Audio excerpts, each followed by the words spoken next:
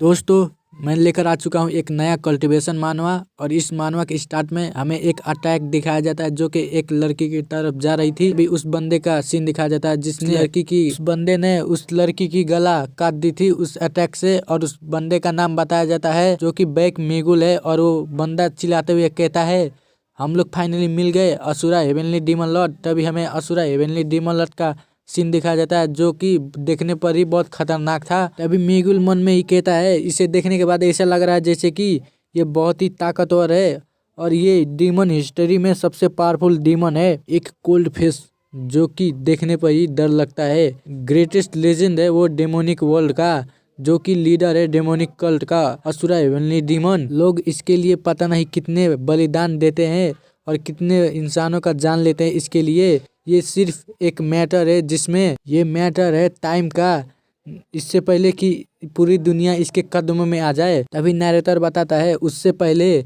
Back मेगुल वहां पर आ गया था और वो कहता है अपना आखिरी शब्द बोलो हेवनली असुरा डीमन से। ये देखकर हेवनली असुरा डीमन अपना प्रेशर रिलीज करता है।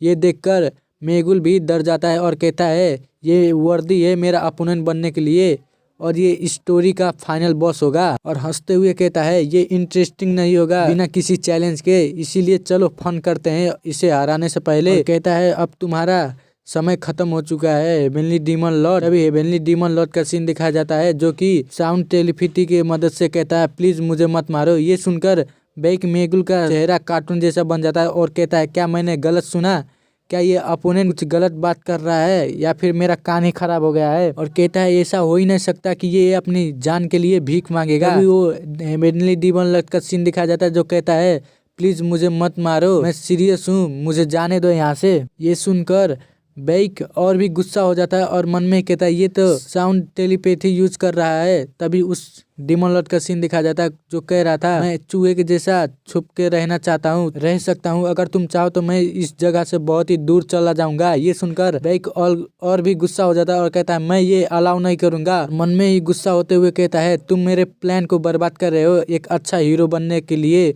जो कि बैटल लड़के हीरो बनेगा। और कहता है ऐसा तो कोई पॉइंट ही नहीं बनता कि हेवनली डीमन लॉर्ड को मैं हराऊं जो कि ऐसा डरपोक और निकम्मा है। फिर से वो Asura heavenly demon lord sound telepathy के मदद से कहता है प्लीज मिस्टर बैक मेरा भी कोई एक रेपुटेशन है इसीलिए तुम मुझे जाने दो, मैं काइंडली कह रहा हूँ। ये सुनकर बैक फिर अटैक करते हुए कहता है अगर तुम सोचते हो कि तुम्हारा रेपुटेशन खत्म हो जाएगा ये सब करने से, तुम सिर्फ मर जाओ। ये देखकर वो हेवनली डीमन लॉर्ड बहुत घबरा जाता है और कहता है प्लीज मिस्टर बैक मुझे छोड़ दो, मैं तुमसे भीख मांगता हूँ। ये सुनकर वो और भी गुस्सा हो जाता है और कहता है मैं तुम्हें नहीं छोड़ूंगा जब तक तुम मर नहीं जाते, तुम ऐसे कमजोर और निकम्मे इंसान, तुम तो डिजर्व भी नहीं करते मुझसे बैटल करने की। ये देखकर वो डीमन लॉर्ड मन में ही सोचता है क्या मेरा अब अंत हो गया है। तभी हमें एक सीन दिखाया जाता है जहाँ पर वो दोनों फाइट करते हैं और उन दोनों का स्वॉर्ड क्लैश करता है। और नैरेटर हमें बताती है ये बैटल इस तरह से एंड हुई। मिस्टर मेगुल को लगा था कि वो जीत जाएगा ये बैटल, अंत में मिस्टर मेगुल मारा गया एक ही स्ट्राइक में हेवनली डीमन लॉर्ड के अटैक से।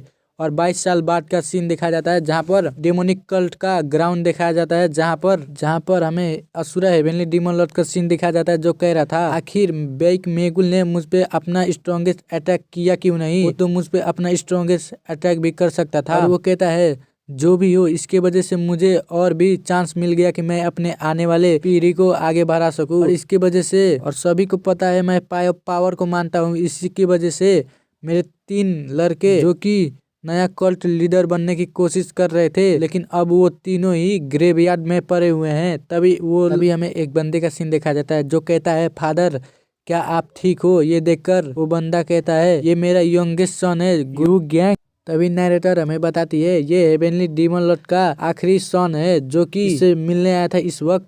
वहीं पर हेवनली डीमन लॉर्ड भी कहता है ये यू गैंग है जो कि सभी से डिफरेंट है मेरे तीनों पिछले सन से। मैंने इसे बड़ा किया है ना कि पावर के लिए, मैंने इसे बड़ा किया है ताकि ये कैसे जजमेंट कर सकता है। मैंने इसके लिए हर चीज अरेंज की थी जो कि इसे कल्ट का सबसे पावरफुल लीडर बनने में मदद करे। अभी वो असुरा डीमन लॉर्ड कहता है मैं ठीक हूँ, मेरे लिए ज्यादा टेंशन मत करो। और मन में ही कहता है एक दिन ये जरूर मुझे भी सरपास करके सबसे पावरफुल कल्ट लीडर बन जाएगा। तभी आसपास के नौकर ये देख के कहने लगते हैं मुझे नहीं पता था हमारे लीडर के पास इतना अच्छा भी फीलिंग्स है, और कहते हैं हमारे नेक्स्ट लीडर जरूर अगला यंग मास्टर बनेंगे। अभी दूसरा नौकर कहता है हाँ जरूर ये बनेंगे क्योंकि ये हेवेनली डीमन लॉर्ड का सक्सेसर है। ये सुनकर एमसी मन में ही गुस्सा हो रहा था। तभी हमारा सीन चेंज होता है और हमें एमसी का सीन दिखाया जाता है जो कुछ लिखने की कोशिश कर रहा था। तभी कोई दरवाजा खटखटाता है। ये सुनकर एमसी कहता है कौन है। तभी एक बंदा दरवाजा खोलकर अंदर आता है और यंग मास्टर को ग्रीट करता है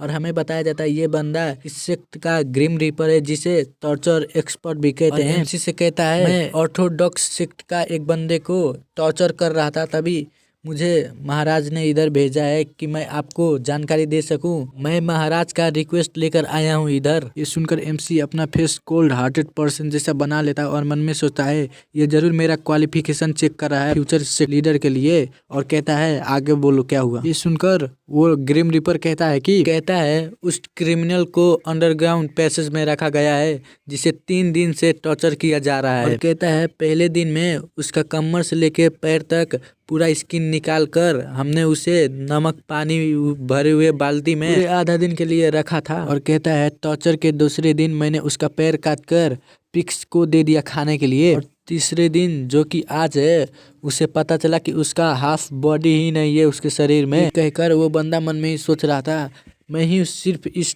सेक्ट में ऐसा हूँ जो कि इस लेवल तक की टॉर्चर कर सकता हूँ और कोई ऐसा नहीं कर सकता। मन में ही सोच रहा था यंग मास्टर मुझ पे जरूर प्राउड होंगे। और यंग मास्टर की तरफ देखता है तभी एमसी गुस्से में अपना हाथ टेबल पर मारता है और कहता है इतना इनफ नहीं है। सुनकर वो बंदा कहता है मुझे माफ कर देना यंग मास्टर, और मन में ही कह रहा था क्या इतना काफी नहीं है टॉर्चर। और मन में ही कह रहा था मुझे लगा था कि ये कहेंगे ये बहुत ही खतरनाक टॉर्चर है इतना काफी है, पर रियलिटी में तो इन्होंने वैसा कुछ नहीं कहा। ये वैसे ही एक्ट कर रहे हैं जैसे इनका ब्लड लाइन है हेवनली असुरा डीमन के जैसे। कहता है मैं उससे और भी ज्यादा खतरनाक टॉर्चर करूंगा यंग मास्टर, और ये कहकर वो वहां से चला जाता है। वो बंदा जाने के बाद हमें एमसी का सीन दिखाया जाता है जो गहरी सांस लेता है और डरते हुए कहता है ये लोग बहुत ही खतरनाक है, ये तो बहुत ही हार्मलेस हैं जो कि कुछ भी नहीं सोचते। और हमें एमसी का फेस दिखाया जाता है जो कि पसीने से पूरा लथपथ हो चुका था। कहता है मैं उस ग्रिम रीपर की बात सुनकर डिस्ट्रैक्ट हो चुका था और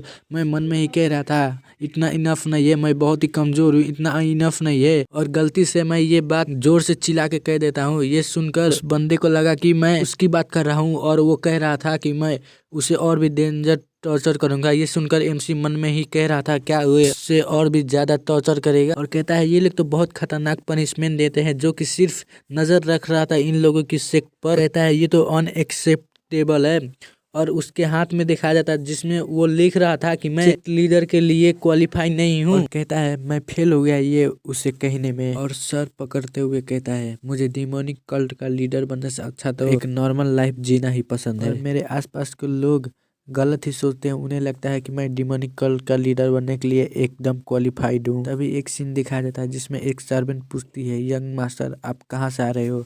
तभी एमसी कहता है मैं एक कचरे को साइड करके आ रहा हूँ जो कि रोड के किनारे था।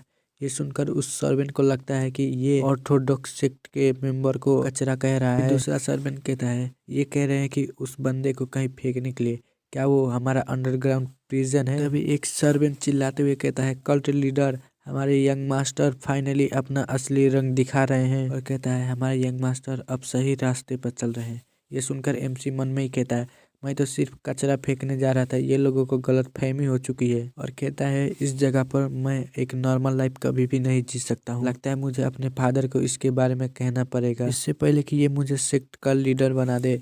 तभी कोई दरवाजा खोल के कहता है यंग मास्टर। सुनकर एमसी कहता है क्या है, और मन में कहता है इसने तो मुझे लगभग डरा ही दिया। और एमसी हमें बताता है ये डेमोनिक कल्ट का 6th एल्डर है जो कि हमेशा स्माइल करते ही रहता है। अभी वो बंदा हंसते हुए कहता है young master sect leader critical condition में है और वो आपसे मिलना चाहते हैं। सुनकर एमसी पूरा शॉक हो जाता है और कहता है क्या।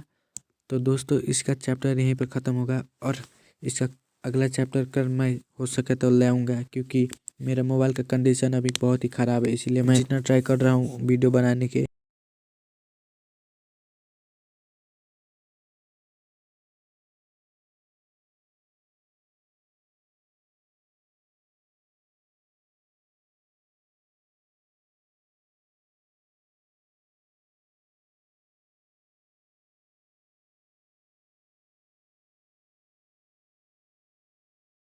जैसे कि पिछले एपिसोड में हमने देखा था जहाँ पर एमसी ने सुना था कि उसका फादर का कंडीशन बहुत ही खराब हो चुका है। ये सुनकर एमसी बहुत ही शॉक हो चुका था और हमें एमसी का सीन दिखाया जाता है जहाँ पर वो अपने फादर की फोटो को लेके खड़ा हुआ था और हमें पता चलता है कि हेवनली डीमन अब नहीं रहा, उसका एंड हो चुका है।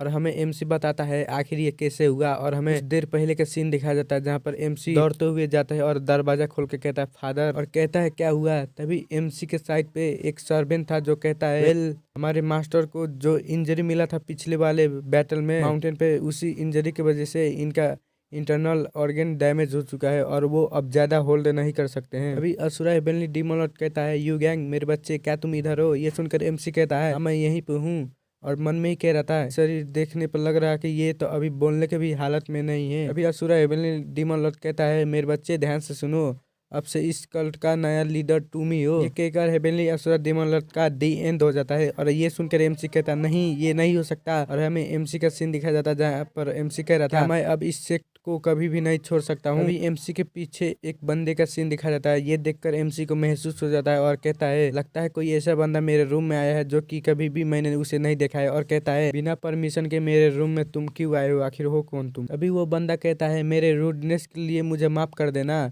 और आगे बढ़ते हुए एमसी के एक्यूपंक्चर पॉइंट को लॉक कर देता है। ये देखकर एमसी मन में ही कह रहा था आखिर कौन है ये जो कि मेरे एक्यूपंक्चर पॉइंट को लॉक कर दिया है, और कह रहा था आखिर हो कौन तुम। तभी वो बंदा एमसी को अपने हाथ में लेते हुए कहता है मुझे परमिशन दो कि मैं तुम्हें यहाँ से लेकर जा सकूं, और ये कहकर वहां से जंप करते हुए निकल जाता है। एमसी का सीन दिखाया जाता है जहाँ पर एमसी कह रहा था इसने मेरे एक्यूपंक्चर पॉइंट को लॉक कर दिया है, इसकी वजह से मैं हिल नहीं सकता। क्या हुआ, मैं हिल नहीं सकता तो मैं हेल्प के लिए तो मैं कह सकता हूँ ना। और कहता है कोई है जो कि मेरी मदद करेगा। तभी हमें एमसी के पीछे दो बंदों लोग का सीन दिखा जाता है जो कहता है पर रुक जाओ तुम। अभी एमसी उन लोगों को देख के कहता है ये तो डेमोनिक इनक्यूशन और परसिप्शन यक्षा ग्रुप के लोग हैं। और एमसी मन में ही कह रहा था शायद ये लोग इस बंदे को रोक सकते हैं, और कहता है मैं यहाँ पर हूँ। अभी हमें उन बंदों लोगों का सीन दिखाया जाता है जो कह रहे थे उन लोगों को फॉलो करो, हमें दो गैंग को मार देना है। ये सुनकर एमसी शॉक हो जाता है और कहता है क्या मुझे मारना है। अभी हमें उन लोगों का सीन दिखाया जाता है जहाँ पे एक बंदा कह रहा था जो भी डू गैंग को मार देगा उसे रिवार्ड मिलेगा। ये सुनकर और बंदे लोग कह रहे थे यस सर, हम लोग जरूर मारेंगे इसे। अभी हमें एमसी और उस बंदे का सीन दिखाया जाता है जिसे चारों तरफ से सभी कल्ट के बंदे लोग घेर लिए थे। ये देखकर वो बंदा कह रहा था कल्ट लीडर मैं आपको यहाँ से जरूर निकालूंगा। ये कहते हुए वो बहुत ही डेंजर अटैक करता है। हमें उसका अटैक पावर का सीन दिखाया जाता है जहाँ पर सभी बंदों को उसने बीच में से ही काट दिया था। ये देखकर एमसी कह रहा था ये तो इन लोगों को ऐसे काट रहा है जैसे कि कोई गाजर मूली काट रहा है। तभी हमें एक बंदे का सीन देखा जाता है जो कि पीछे से अटैक करने की कोशिश करता है। ये देखकर अपनी तलवार को सीधे उसके गले में ही स्टैब कर देता है और आगे निकलते हुए दूसरे बंदे को भी खत्म कर देता है। तभी हमें रेड हेयर वाला का सीन दिखाया जाता है जो कह रहा था आखिर तुम लोग कर क्या रहे हो, हमें उन लोगों को किसी भी तरीके से जिंदा नहीं जाने देना है। अभी कोई बंदा आता है और कहता है सभी लोग रुक जाओ। हमें दिखाया जाता है वो मागुन होता है। ये देखकर वो रेड हेयर वाला कहता है सर मागुन आखिर आप कर क्या रहे हैं, अगर हम लोग उन लोगों को जाने देंगे तो फ्यूचर में हमें ट्रबल होगा। अभी हमें पता चलता है ये रेड हेयर वाला डिमोनिक इनक्यूशन टीम का लीडर है और ये ब्लैक हेयर वाला यक्षा परस्यूट का लीडर है। और वो ब्लैक हेयर वाला कहता है अगर हम लोग उन लोगों का पीछा करेंगे तो हम लोग जल्दी ही डू गैंग को जल्दी ही मार देंगे। ये सुनकर मागुन कहता है अगर हम लोग डू गैंग को मार देंगे तो इस सेक्ट पर बहुत बड़ा डिजास्टर आएगा, और वो डिजास्टर है हेवनली डीमन लॉर्ड का सर्वेंट पुंगचियोन। और हमें पता चलता है इसका नाम पुंगचियोन है और मैं इससे अब से चियोन ही बुलाऊंगा। और मागुन कहता है मैंने इसके लिए ऑलरेडी अरेंजमेंट कर दिया है और जल्द ही हम लोग आगे बढ़ेंगे और उसे खत्म कर देंगे। कहता है इस सभी डेड बॉडी को ठिकाने लगा दो और सभी एल्डर्स को गैदर होने के लिए कह दो क्योंकि जल्दी 16 कल्ट लीडर का सेरेमनी होगा। और हमारा सीन चेंज होता है और हमें चियोन का सीन दिखाया जाता है जो कि अभी भी एमसी को लेके भाग ही रहा था। तभी एमसी कहता है पूरे एक दिन बीत चुके हैं, आखिर तुम अभी तक कर क्या रहे हो, मुझे क्या तुम जमीन पर नहीं रखोगे। ये सुनकर चियोन कहता है हम लोग ऑलमोस्ट सांची के तरफ आ चुके हैं, और जमीन पर रखते हुए एमसी को कहता है मुझे अलो करो कि मैं तुम्हारा एक्यूपेंचर पॉइंट को रिलीज कर सकूं। और ये कहते हुए उसके एक्यूपेंचर पॉइंट को वो रिलीज कर देता है। बाद एमसी अपने हाथ को घुमाते हुए कहता है अब मैं फ्रीली मूव कर सकता हूँ। तभी हमें चियोन का सीन दिखाया जाता है जो अपने घुटनों पर आते हुए कहता है मैं आपका वफादार सर्वेंट आपकी सेवा में हाजिर हूँ नए सेक्ट लीडर, और मुझे बनाया ही गया है कि मैं आपको प्रोटेक्ट कर सकूं। ये कहते हुए वो अपना इंट्रोडक्शन कराता है। ये सुनकर एमसी मन में कहता है क्या ये वही बंदा नहीं है जिसे मेरे फादर ने रेज किया है। अभी एमसी कहता है मुझे एक सवाल तुमसे पूछना है, और कहता है क्या मागुन ने हमें बिट्रे किया है? ये सुनकर चियोन कहता है हाँ तुमने सही कहा। तभी एमसी मन में ही कहता है मागुन तो पहले बहुत ही लॉयल था मेरे लिए, लगता है वो सिर्फ उसका दिखावा था, रियलिटी में तो वो मुझे पहले ही बिट्रे करना चाहता था। और कहता है अगर इसने ऐसा किया तो ये तो मेरे लिए एक अच्छी बात हुई, क्योंकि मैं अब कुछ भी नहीं करूंगा और हैप्पी लाइफ जीऊंगा, ना कि मुझे उस कल्ट का लीडर बन के रहना पड़ेगा। कहता है मुझे हैप्पी लाइफ जीने के लिए एक प्रॉब्लम आ रही है, और वो प्रॉब्लम और कोई नहीं, ये सर्वेंट है जो कि मुझे कल्ट का लीडर बनाना चाहता है। मुझे किसी भी तरह इसे यहाँ से दूर भेजना होगा। अभी एमसी कहता है लगता है तुम्हें कोई गलत फहमी हो गई है, क्योंकि करंट सेक्ट का लीडर मैं नहीं मागुन है, इसीलिए अब तुम्हें मुझे नहीं उसे सर्व करना चाहिए। सुनकर चियोन कहता है मेरा leader Asura heavenly demon leader है और उसका वंशज ही मेरा अगला लीडर होगा, इसलिए मैं चाहता हूँ कि तुम अपने कमांड को वापस लो। अभी एमसी मन में ही कहता है इसे देखने से लग तो नहीं रहा है कि जो ये मुझे हिट करेगा, और कहता है तुम मुझे अपना करंट लीडर मानते हो और तुम मेरे कमांड को डिसओबे कर रहे हो, आखिर तुम करना क्या चाहते हो? कहता है मैं तुम्हें कमांड दे रहा हूँ कि तुम मुझे छोड़ के चले जाओ।